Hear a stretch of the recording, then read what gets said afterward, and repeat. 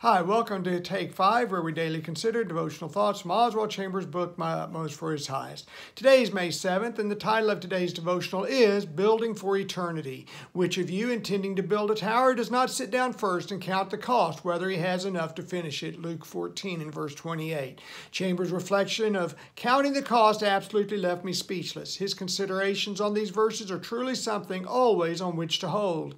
He begins, our Lord was not referring to a cost we have to count, but to a cost which he already counted. The cost was those 30 years in Nazareth, those 3 years of popularity, scandal, and hatred, the deep, unfathomable agony in Gethsemane, and the assault at Calvary, the central point upon which the whole of time and eternity turns. Jesus Christ has counted the cost. In the final analysis, people are not going to laugh at him and say, this man began to build and was not able to finish. In Acts 5, one of the Pharisees named Gamaliel advised the religious court in regards as to how to handle this newfound movement, that it should be left alone, because some time ago Theudas rose up claiming to be somebody, and a group of about 400 men joined up with him, but he was killed, and all who followed him were dispersed and came to nothing.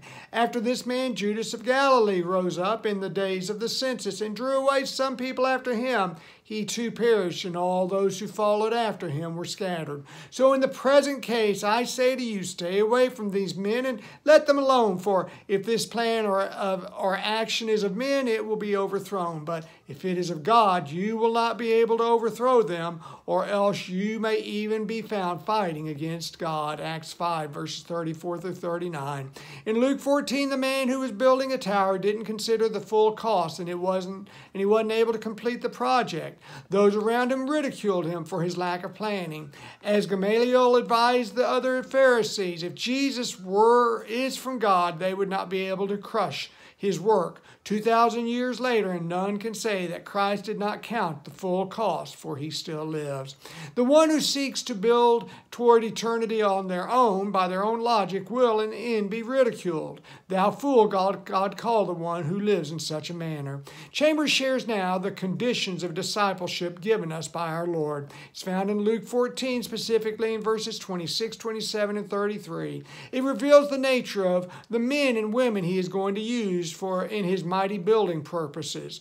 Those in whom he has done everything. If anyone comes to me and does not hate his own father and mother and wife and children and brothers and sisters, yes, even his own life, he cannot be my disciple. He who does not carry his own cross and come after me cannot be my disciple. So then none of you can be my disciple who does not give up all his own possessions. Luke 14. Chambers states this verse teaches us that the only men and women of our Lord who will be used in his building enterprises are those who love him personally, passionately, and with great devotion. Those who have a love for him that goes beyond any closest relationship on earth. The conditions are strict, but they are glorious. Here's my takeaway from Chambers' teaching of today. Considering the cost means his cost. Did he do enough for me to stand on in full trust that he will not crumble beneath me? God uses those in whom he has been allowed to do everything, for they trusted him as the one who will not fail. They put all their confidence in him, and having entrusted everything to him, that which others consider of supreme value, even the closest and dearest of relationships, they have made of less value for his sake. They laid aside all other interests in order to have primary consideration of serving him. He is worth the sacrifice of self, for in him is found real life. These are whom nothing stands between them and their love for God. These are they whom he will use and count as closest to him. The one who has considered his cost and found Christ is worthy, in whom to totally place their life, devotion, and service will be the ones told, enter into the joy of your master. If you haven't yet read today's devotional from Dr. Chambers' book, I encourage you to do so, for it will enhance the time that we spend together. It's available free online. Please share below any comments or questions over today's study that you may have, and please also share prayer requests as well. And now may God's grace and peace be ours as we seek to live our utmost for his highest. God bless you, and have a great day. Thanks for being here today. We'll see you tomorrow. Bye now.